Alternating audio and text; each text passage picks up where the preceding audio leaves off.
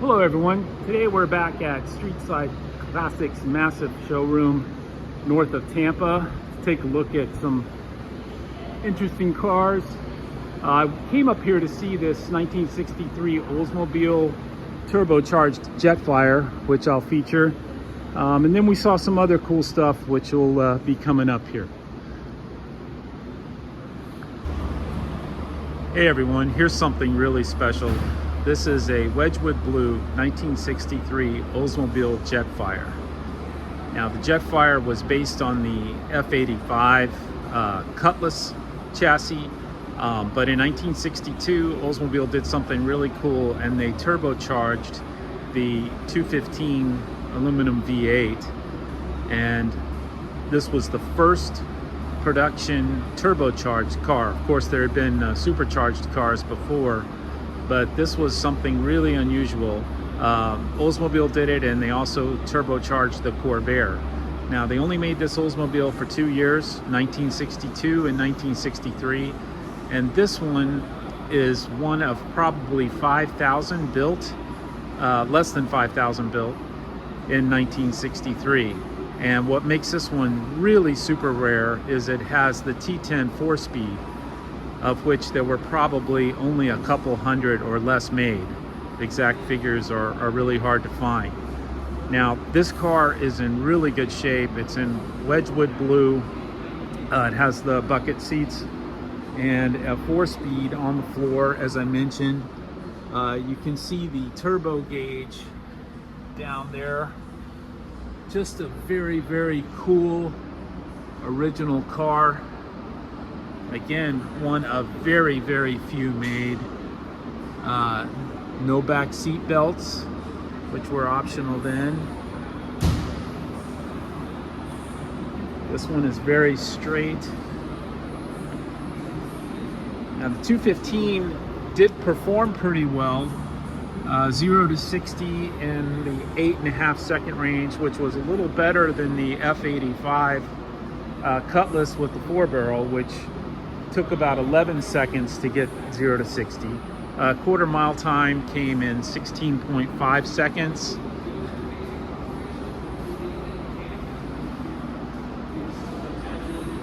Very, very rare to see. Now this one still has its original turbocharger. They were problematic. It actually had a fluid reservoir that held a methanol type solution, and you had to fill that up with every tank full. I think it held 5 quarts. If you didn't have fluid in that reservoir, the turbocharger would still engage, but you would only get about 1 pound of boost. So it was really required. But they did have problems with this turbocharger, which again, many people took them off. So to find one around today that still has its original turbocharger is something really unusual. Again, this car is almost flawless. Really, really nice. Two-tone with the white top. Let's get a shot of the headliner here. Really, really nice car.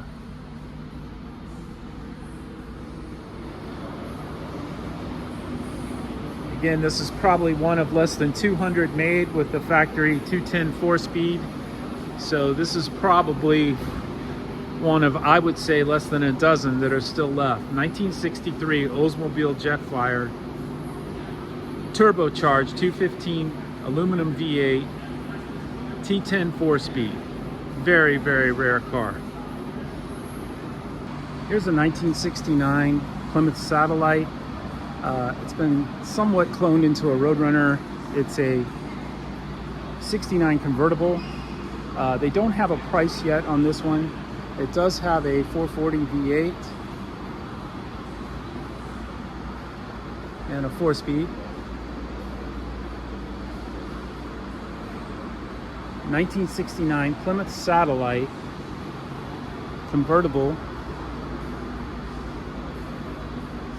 cloned into a Roadrunner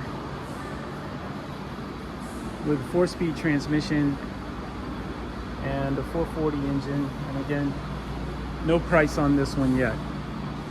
Very nice car. And here is a real 1969 Plymouth Roadrunner convertible. This one has the 383 V8. They're asking $76,995 for this one. Magnum 500 wheels. Bench seat interior. It is a 4-speed. The beep beep horn. Everybody probably knows they had to get this licensed by Warner Brothers, produce the cartoon of Roadrunner, to get the image and also the beep beep horn, which made the sound similar to the Roadrunner himself. A nice car, almost $77,000 for a '69 Plymouth Roadrunner convertible. Here's a 1966 Chevrolet El Camino. This one has been equipped with a big block 454 engine. It's in my absolute favorite color, which may not come through so well on the video, but it's Marina Blue. 1966 Chevrolet El Camino in Marina Blue. In really, really nice condition.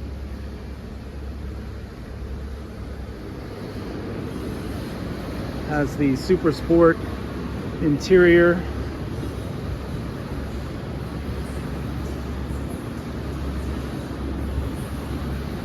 Traeger SS wheels. It does have the SS hood and badging. I'm not sure if it's a real SS. No, it's not a genuine SS, but it has been retrofitted with a big block. Very nice car. Here's a 1968 Ford Mustang that has been cloned into a California Special. It has a 302 V8, a very nice car.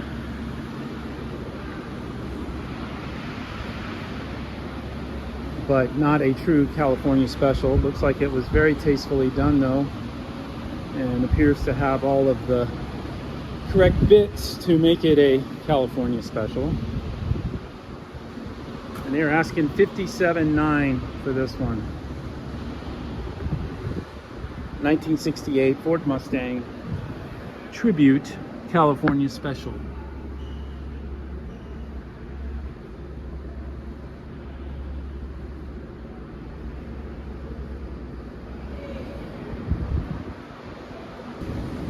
Here's a 1994 Chevrolet Corvette ZR1.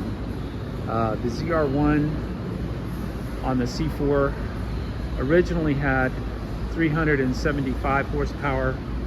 I think by the time this one was made in '94, they were pushing 405 horsepower.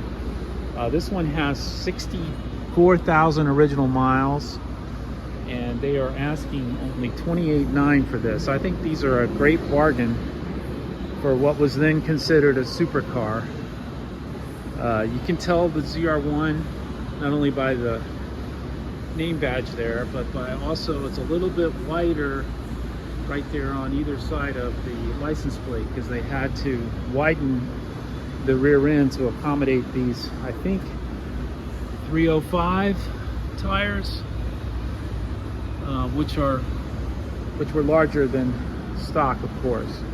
And these cars were really fast for their time, and I think they're going to continue to appreciate. I just like C4s anyway, but a ZR1 C4 is really kind of the king of the hill, as they were called back in the day.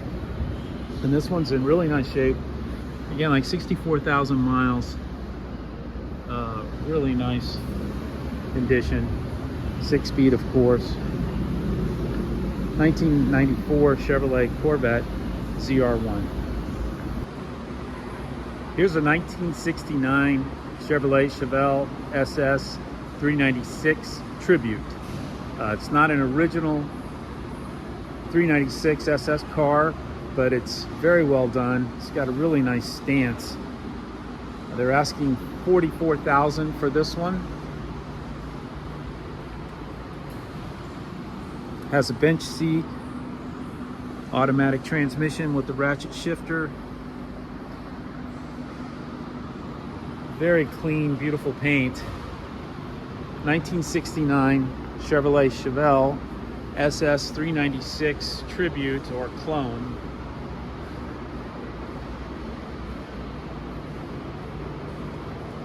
Really nice condition. Has the SS hood. Looks like they did a pretty good job. It does have a big block, and again they're asking $49,900 for this one. I'm sorry, $44,900. Here's a pretty rare one. This is a 1971 Ford Mustang Mach 1.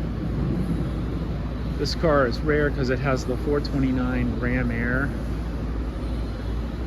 This is somewhat reminiscent of the car in the original 1974 Gone in 60 Seconds.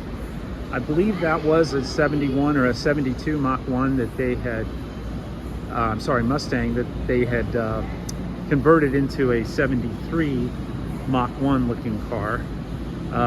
This one is bright yellow with a black interior.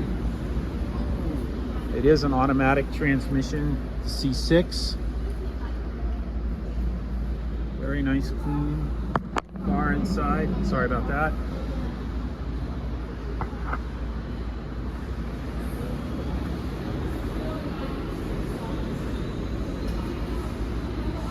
'71 Ford Mustang Mach 1, $429,000.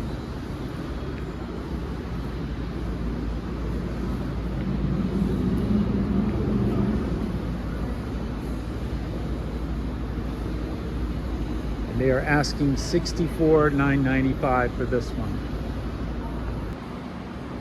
Here's the last of the second generation Camaros. This is a 1981 Z28. Of course, the third generation with the liftback debuted the next year.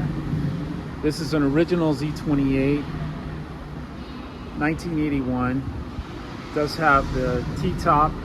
Looks like those are Hurst hatches. 4-speed transmission. Really nice interior. Looks like the seats have been redone, but they look very tastefully redone.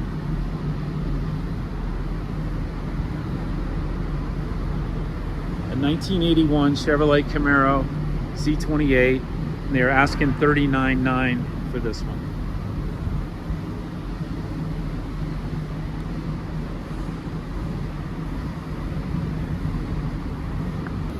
This is a car that was very, very expensive when they came out. This is a 1991 Cadillac Allante. I believe they came out in 1988. The bodies of these cars were all built in Italy by Ghia, and they were flown on a specially prepared 747 back to the United States. So all of these bodies originated in Italy. They had 3 different engines that came in the Allante over the course of its build. This one has the 4.5 liter V8, which I believe to be the most desirable. The most powerful was the last year in '92. They had the North Star V8, which, while more powerful, was plagued with some problems.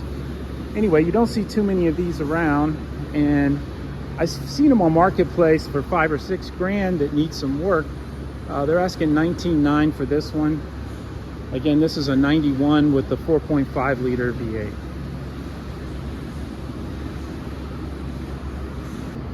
I really like this 1966 Mercedes 250 SE Coupe. This one has the straight 6-cylinder engine. It's in really nice condition. They're asking $44,000 for this one.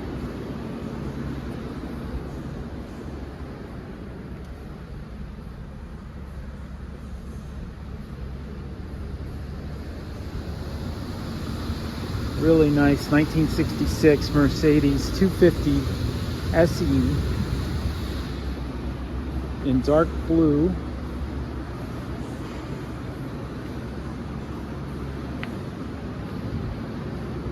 The 4-speed transmission, and they are asking $44,995 for this one.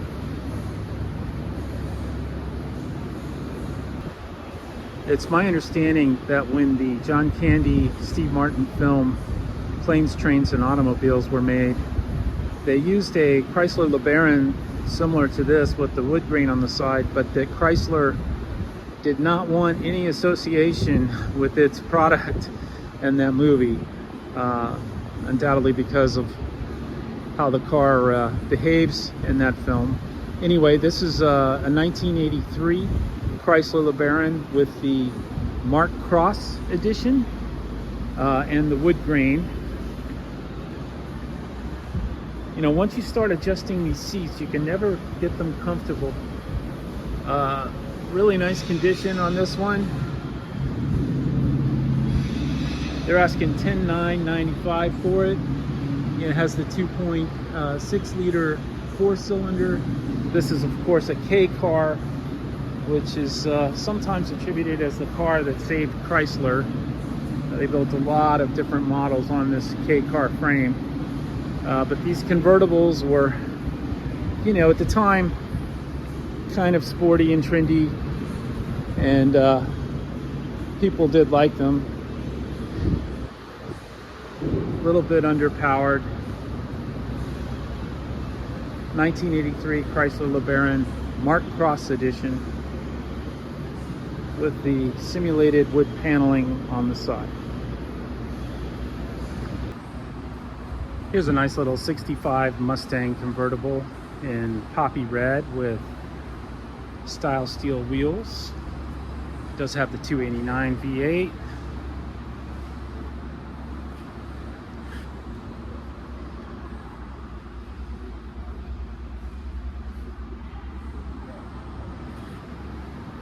Nice little convertible, 1965 Ford Mustang convertible in poppy red, and they're asking $49,995 for this one.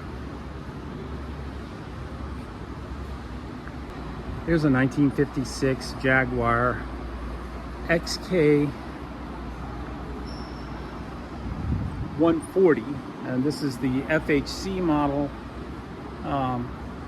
Very neat looking coupe. They're asking $44,000 for this one. This must have been a very cool car to drive around in 1956. When you think of what a 56 Ford looks like and a 56 Chevy, this Jaguar must have been pretty sporty to see on the road.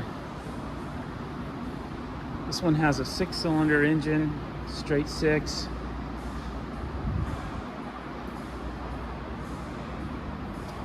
They're asking $44,900 for this one.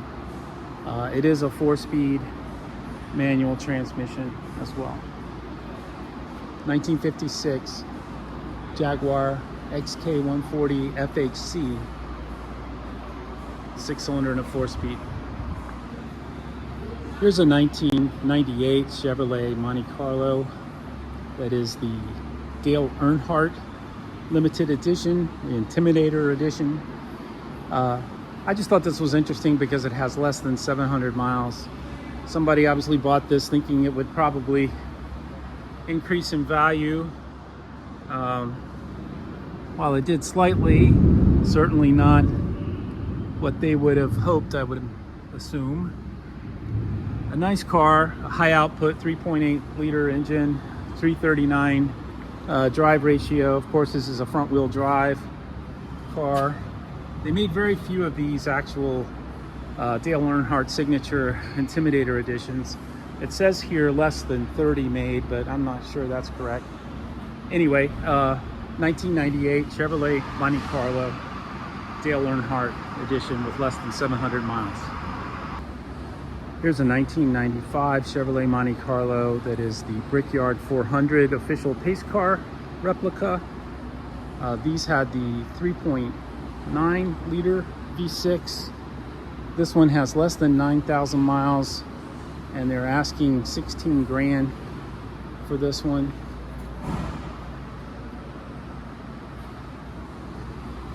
Just thought I would show this one since I did the Dale Earnhardt, which I believe was a 93.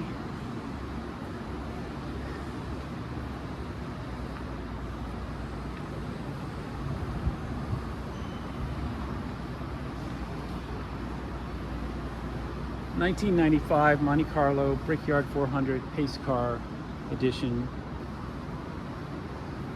Sorry, it's a 3.4 liter V6, whereas the Earnhardt car had the 3.8 liter.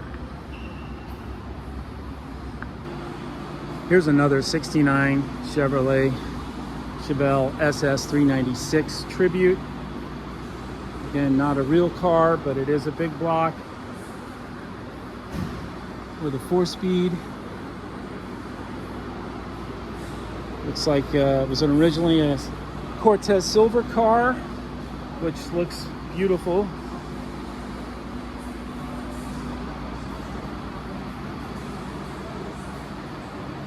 This actually has a 496 V8, so a 454 that has been bored or stroked.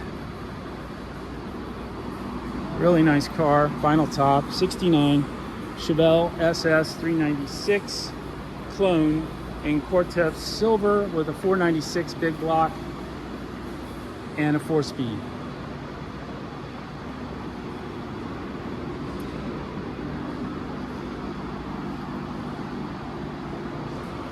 Here's a beautiful 1959 Chevrolet El Camino in its original turquoise mist.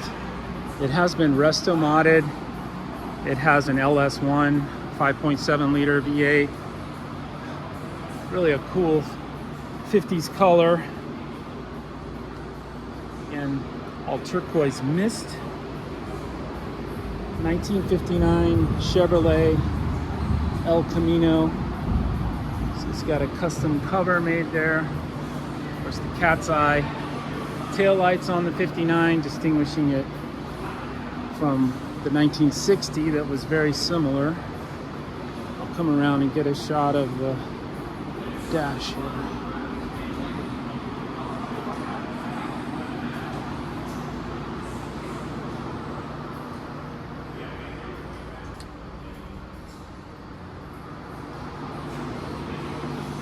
This car is super nice, and they're asking $61,995 for it. For 59 El Camino in turquoise mist. So here's the engine bay of this 1963 Oldsmobile Jetfire.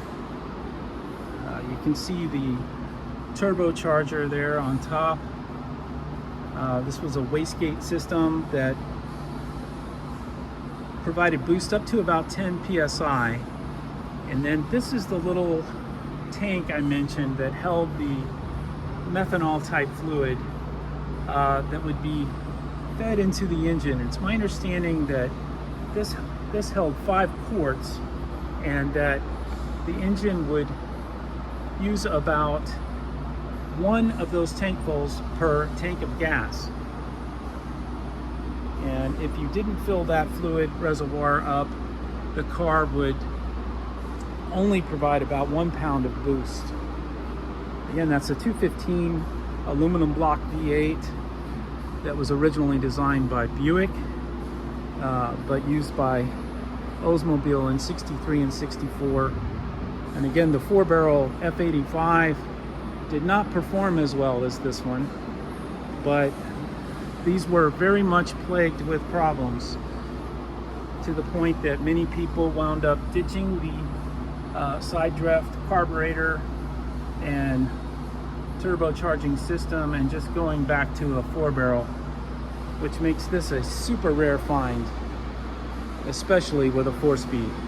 1963 Oldsmobile Jetfire turbocharged 215 V8 with a Super T10 4-speed.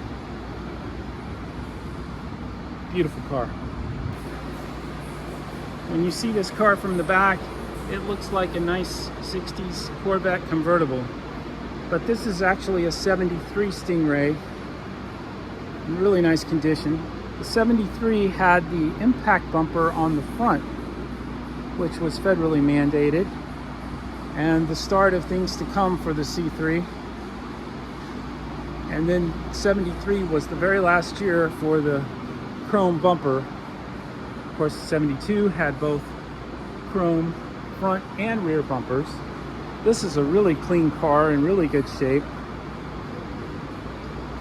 I like the dark blue with the brown.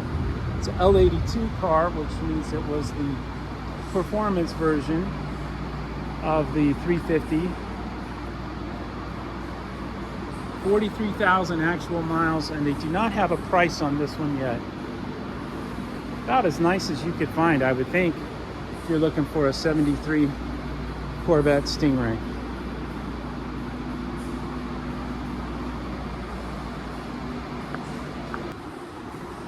If you're headed to the beach, this will be a fun one to take. This is a 1964 Cadillac Coupe de Ville convertible. This one has the 429 V8.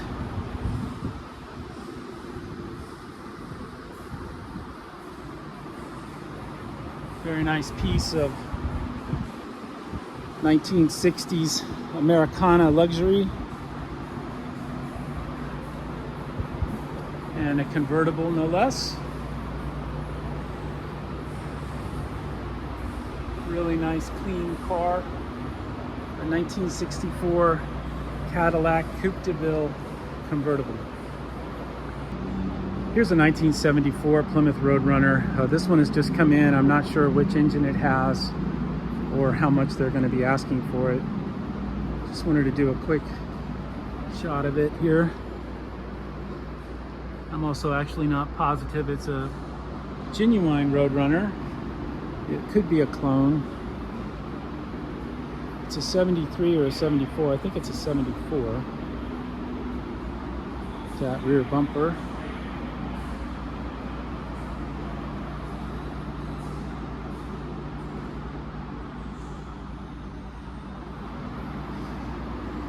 Plymouth Roadrunner here at Streetside Classics. This one's not yet listed. Very nice, clean car. Here's a 1964 Chevrolet Impala. Personally, I prefer 63s to 64s. They're very similar. But this is a really, really nice car. It's been resto modded with a 355 V8. We're asking $89,900 for this one. A true SS car with buckets and console. Looks like they did a side trim delete. Really cool color on the 64 Impala SS resto mod.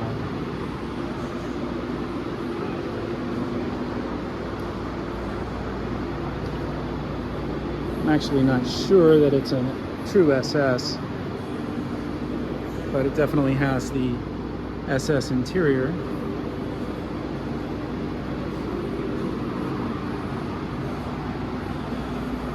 Check out this windshield fluid reservoir refill. OptiClean.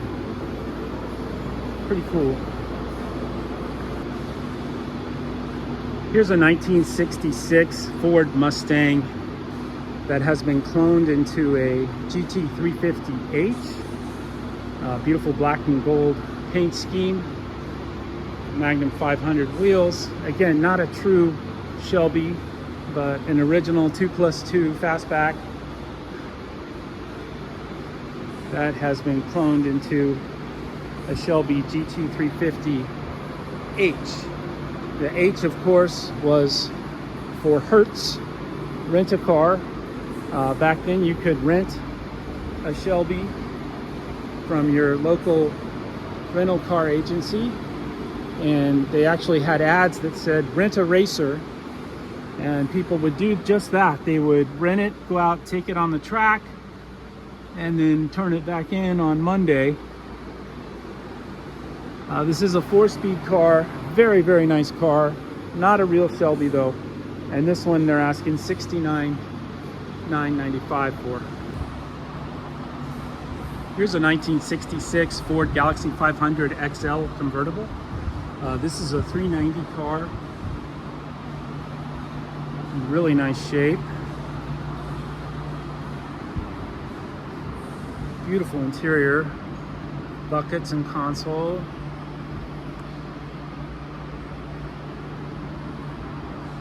It's that metallic upholstery. Very nice, original 1966 Ford Galaxie 500 convertible. I believe they're asking $29,000 for this one. I'm sorry, $32,900 for this one. 1966 Ford Galaxie 500 XL convertible with a 390 and automatic. Okay, we're currently inside a 1966 Chevrolet Caprice 2-door hardtop. The Caprice had a unique roof line. It was a little bit more formal than the Impala. And this is a 66 in good but not perfect shape. Has a 396 big block with a automatic shift on the floor. I recently saw a picture of Hulk Hogan with his 66 Caprice that looked just like a beautiful car. I'll try to insert that here. And this one they're asking $35,995 for, a 1966 Chevrolet Caprice.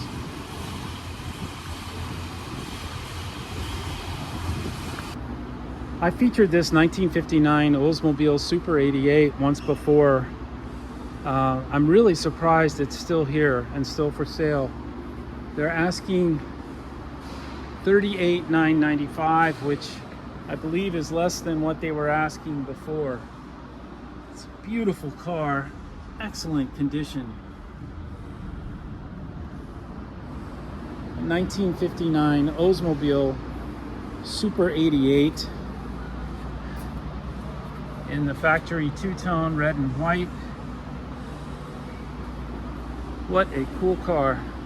Just a big 2-door hardtop cruiser from the end of the 50s.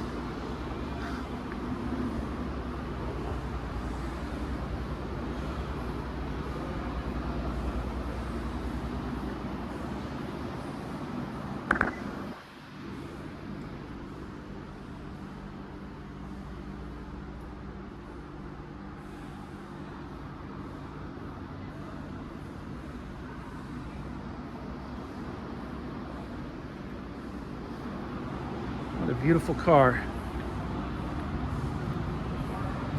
This one has the Rocket V8 engine, which was the 394.